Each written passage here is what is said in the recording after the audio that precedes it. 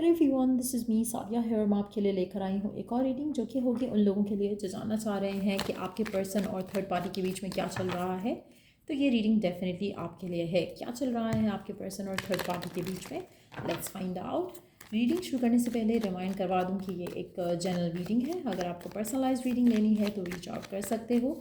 Email ID description box में given है। सो क्या चल रहा है आपके पर्सन और थर्ड पार्टी के दरमियान में, लेट्स फाइंड आउट। क्या चल रहा है थर्ड पार्टी और आपके पर्सन के बीच में, क्या चल रहा है उन दोनों के बीच में, आपके पर्सन और थर्ड पार्टी की क्या एनर्जीज हैं राइट नाउ। आपके आपके पर्सन और थर्ड पार्टी के बीच में ऐसा लग रहा है कि बहुत ही एक एक फ़न एनर्जी है right now, but at the same time एक ऐसा फ़न जिसका कोई फ्यूचर नहीं दिख रहा मुझे यहाँ पर। ऐसा लग रहा है कि इट्स लाइक एक इमोशनल राइड है जो कि करंटली चल रही है। एक वेव है of love, happiness and everything, but ये वेव रुक जानी है या ये कंटिन्यू नहीं रहनी है। There is like stagnation that I see coming in for it.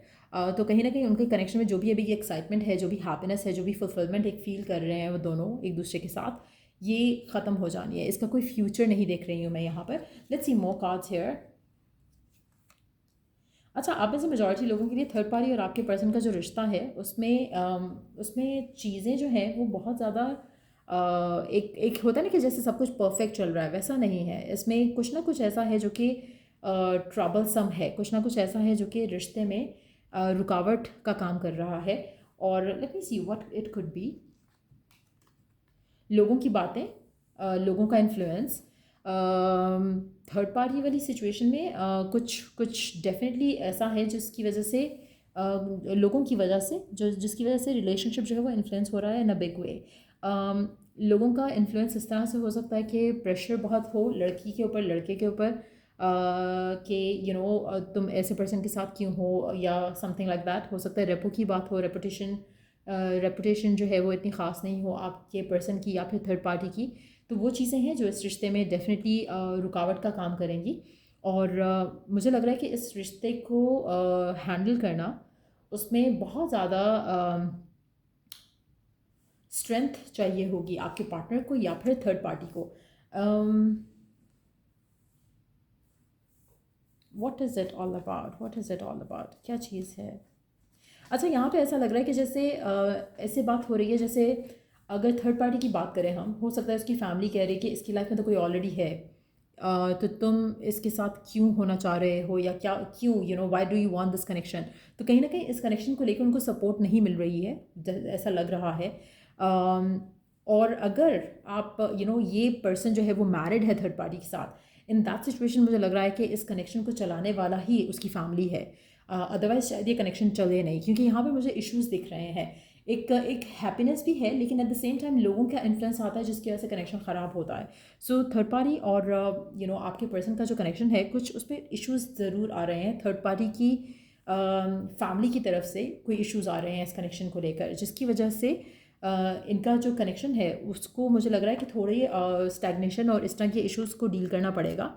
और अल्टीमेटली ये कनेक्शन को जो है वो ख़त्म करना पड़ेगा।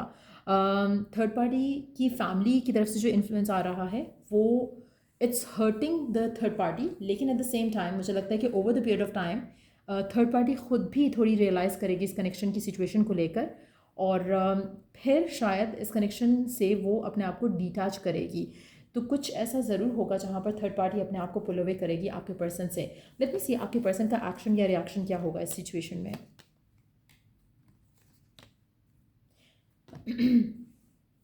वो भी लोगों की बात मानेंगे, समझेंगे और रियलाइज़ करेंगे कि ये चीज़ें वर्कआउट नहीं होंगी। मुझे लग रहा है कि आपके पर्सन और थर्ड पार्टी का जो इक्वेशन है वो डेफिनेटली एक दूसरे के साथ ख़राब होते दिख रहा है यहाँ पर, और चांसेस काफ़ी ज़्यादा हैं कि कनेक्शन जो है वो एंडिंग की तरफ जाए। इवन कि अगर ये शादी भी है तो भी जो है वो सिचुएशन मुझे ख़त्म होते दिख रही है थर्ड पार्टी और आपके पर्सन के दरमियान की।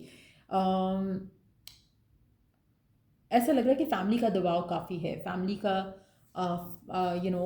प्रेशर होगा इस पूरी सिचुएशन में। हो सकता है कि आपके पर्सन की फैमिली की तरफ से प्रेशर हो, लेकिन ऐसा लग रहा है कि जो पर्सन के साथ जो थर्ड पार्टी है उसकी फैमिली का प्रेशर है, जिसकी वजह से कनेक्शन के आगे चलकर चीज़ें जो है वो ख़राब होती दिख रही हैं यहाँ पर थर्ड पार्टी और आपके पर्सन के बीच में। लेट मी सी कि ये सिचुएशन अगर ख़त्म होती है तो पर्सन आपकी तरफ आएगा, क्या करेगा पर्सन इसके बाद। लेट्स सी, ये सिचुएशन जब ख़त्म होती है तो पर्सन क्या करेगा, क्या करेगा पर्सन जब ये थर्ड पार्टी वाली सिचुएशन ख़त्म होती है।